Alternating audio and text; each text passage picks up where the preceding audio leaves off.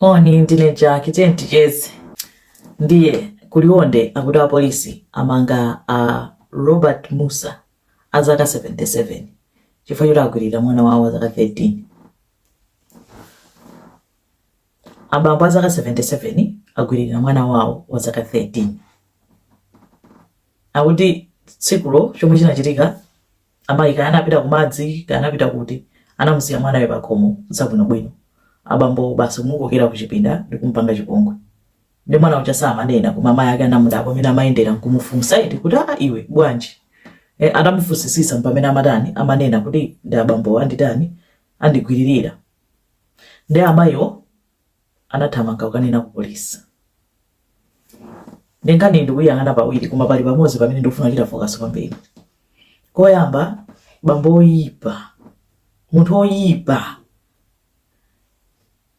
Mwana wako, not just mwana wako palibe kugwiririra munthu sukwena kugwiririra kwina aliyese. It doesn't matter kuti kani mwana wako kasi mwana wako. Why? Munthu ndi wokwatira uli ndi mkazi wako umakhala ndi mayi acha mwanayo. Chovuta nchani? Munthu uli ndi mkazi. Kungoyipa mtima kaya ndi kukhwima, kaya ndi ufiti, kaya ndi chani. Munthu oyipa kwambiri, wampweteka mwana, wamuononga mwana, wampanga damage mentally. Chimene chocho basi chimuononga mmutumo. Azikhala ozunzika mtima nthawi zonse akamaganizira zomwe bamba kana mpanga. Pali yomwe ndifuna kuchita focus ndi mayi yake. I believe kunena kuti munthu kachita chipongwe ngati chimene chichi state of mind yako sikhala bwinobwino. Umakhala munthu opanda mtendere, umakhala munthu wamantha, kumazichita so blame so pena so kuti kapena chilipo chomwe ine ndapanga champangisa munthu kuti andipange chipongwe chimenechi. Koma so sudziwa kunena kuti dziko la nthawi zambiri zotereza munthu wankulu uyo bamboyo amatha kumuopseza mwanayo kunena kuti angonena tikuthamangisa. Amayi akoso sanga kukhulupirire. Amayi akoso basi aliyesa amakhala munthu womuopa. Koma in this case ndikufuna kuwachita komende amayiwo. Kaya ndani mayi wachikondi, mayi wabwino, wammema mwana wake, wamfungatira mwana wake. Cause I think zinthu zimatha kuchitika tu mmakomo, mumachitika zinthu koma azimayi ena amaphimba makhalidwe onyasa azimunawo. Even if akuchidwa chipongwe makhala nawo koma kumphimba mamuna zinthu zonyasa. Ndenze mayi uyu zimene wachita kungothamanga straight ukamunenera. Apapo chimozimozi kuti kuthesa banja chifukwa bambo yamangidwa. Koma ni munthu wachabe kwambiri.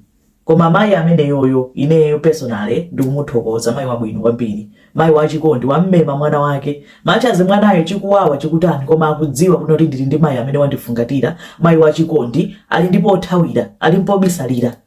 Adzikhala nkumadziwa kuti mayi wanga ananyira mwana wake nkhondo. Ndipo ine ndamuombera mmanja. Ndipo ndathokoza kuti mayi wake ndi utero. Ndi nkhani yoyamba inali imenezi, nkhani yabwino. Nkhani yachiwiri ndi yabwino. Ku Queens kuchipatala Blantyre. Akuti neurosurgery inalipo kale koma alandira zida zopangira operation mutu. Ma brain surgery chanchana. Chimene chili chimchakutengwa patali. Chifukwa taganizani kuti tizidalira chiliyonse kuti kupita kunja kupita kuti zinzone kuti ndizodula. Koma zinthu tikakhala nazo pa ground pompo zonena kuti ma operation anthu azipangidwa pompo. Ndi zinthu zabwino te. Imene ndi good news. Imene ndi good news. So that is a very good thing. Zonyadiritsa. Nkhani inde sindikuimvesa. Mukuti kwatera ndege ya chilendo ku Malawi ikuzatenga anthu. Nde wina kulionde. Ndiyang'ana dzina lake ndingolilemba. Ati nyamata wa zaka 18. Afuna kuba mafuta mu train. Ati ndizomwe amapanga. Train chaika madusa amayidumphira abamo mafuta basi athawa azikagulitsa mafuta aja. Nde ulendo uno waidumphira train icha panjanji. Wayang'ana wapeza kuti mafuta amene amafunawo mulibemo. Koma mafuta acha mulibemo nde waona kuti mulibe odi nditani ndidumphe ndithawe basi. Nde wadumpha koma kaya wadumpha udyo train icha yamugunda. Mota anali chipatala achipatala amudula mwendo. Chifukwa choti panalibeso kutitira mwina.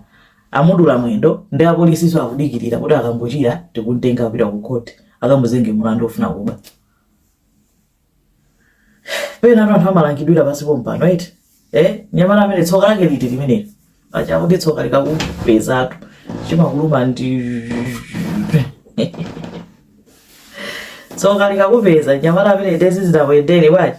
Mafuta asana apeze. Wadumpha amudula mwendo ndi akudikirira sona mbangeso. Imagine. Apo ndeza muipira eti. Koma zimene ndi manenera ma consequence nkhani zanga zinazo kazi. Palibe zina zotutumusa zomwe zikuchitika.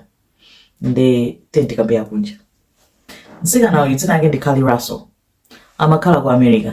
Nsikana wokongola zabwinobwino zoyenda, anali kupanga maphunziro ake awo kuti akhale namwino, akhale nesi.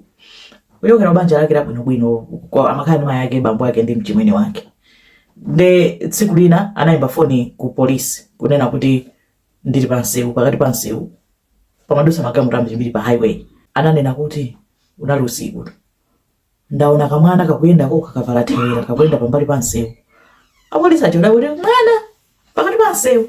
Iye ali sindikudziwa kuti akutani. Apolisi kunena kuti mmene ndikuopsa magamu ambiri. Anamuza kuti uzingomusatira pang'ono tikubwera tikupeza. Iye uchawo chabwino. Apolisi ndikubwera koma nthawi mwa amabwera apolisi anangopeza galimoto yake chitseko chotsekula, pesi yake imenemo muli foni, maochi a foni aja. Iye ulibeko umusakasaka usamtani osampeza, mwana uchaso osampeza. Apolisi kuli chani kuyesera muimbira foni osayankha. Nde apolisi kulengeza kunena kuti mtsikana watani wasowa. Nde chifukwa ananena kuti pali kamwana, komanso nthawi zambiri anthu okuda akasowa samala bada, koma ulendo uno sanafune kuti anenedwe alozedwe dzala. Nde udali manhunt opsya, apolisi, mahelicopter, ma communities, anthu kubwera kuma mapemphero kuti Kali Russell apezeke, Kali wasowa. Mpaka ma celebrity kulowerera, amayi ena mwana wawo tsikanaso anasowa, anabedwa. Atabedwa mwana uyo anaphedwa. Anapezeka ataphedwa. Nawonso anabwera kuzathandiza kusaka kuti zomwe zinandichitikira ine zakuchitikire niso nini, bora timpeze msanga. Nde kunali manhunt, koma social media itadzadza aliyesa kukamba nkhani ya Kali Russell, timpeze Kali Russell ali kuti. Anthu mapemphero majani mene mukuonerapo. Anapezeka kuti panatha masiku awiri akumusakasaka Kali osampeza. Enako after 49 hours, masiku awiri plus hours, Kali anangotulukira ku nyumba kwawo kwa mayikolo ache. Anthu wabwera ali bwinobwino. Apolisi kupita kukafunsa kuti kuli bwanji, amayi ake ali adikirani kaye tikupasana kuti bwinobwino wangofika kumene. Chabwino kulengezedwa paliponse kuti Kali kuja watani wabwera.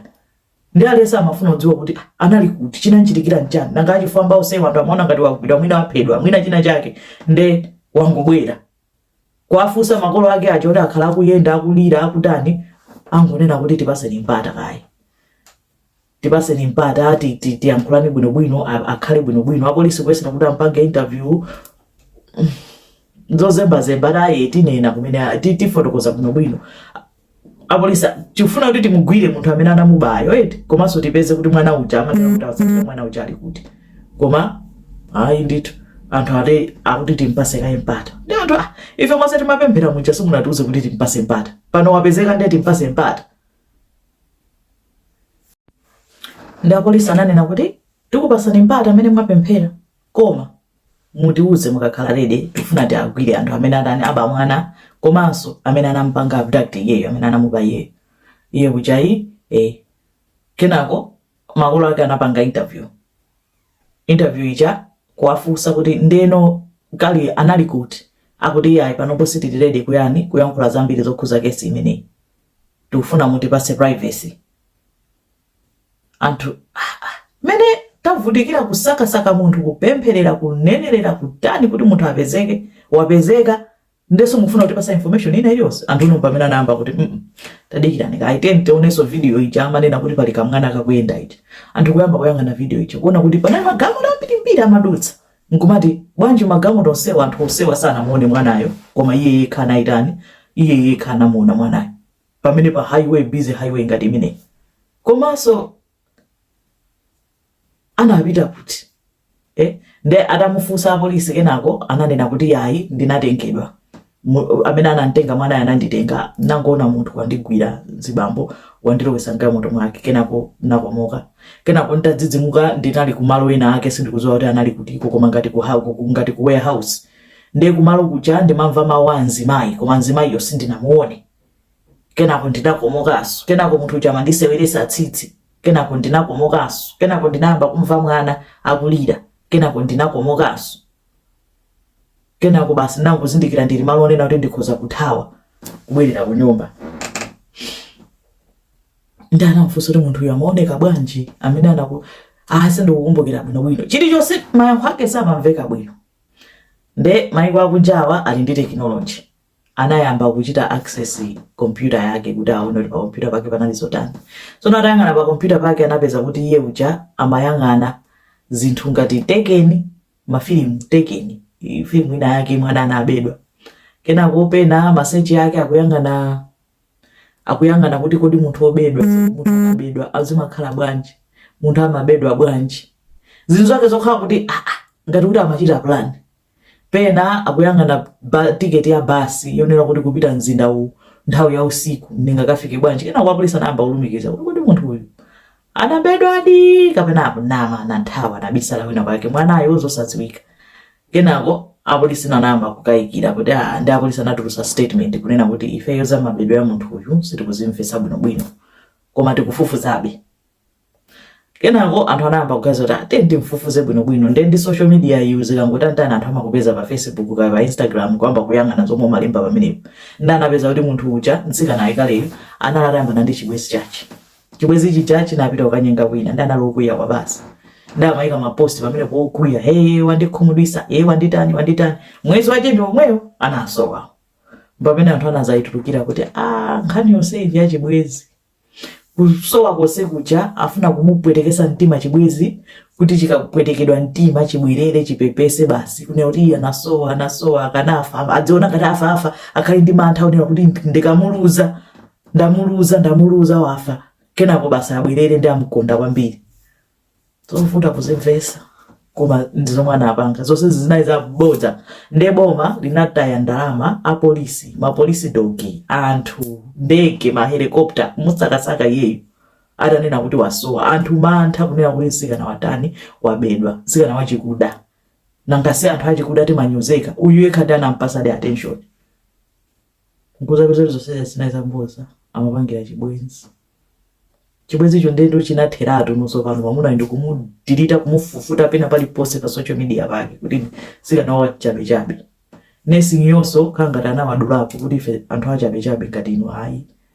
Komanso mwezi omwe uno anamutengera ku court ndipo amumanga amugamula kuti akhale chaka chimodzi mu prison chifukwa cha chibwana. Imene ndi nkhani yakaliranso. Mamongovomera kuti basi bwezi watha kukabwera ndi chipulani chosadziwika bwino tunanga amene akuanga ziwezo ndani. Nde ngati ndi tsiku weekend yabwino, weekend yopambana.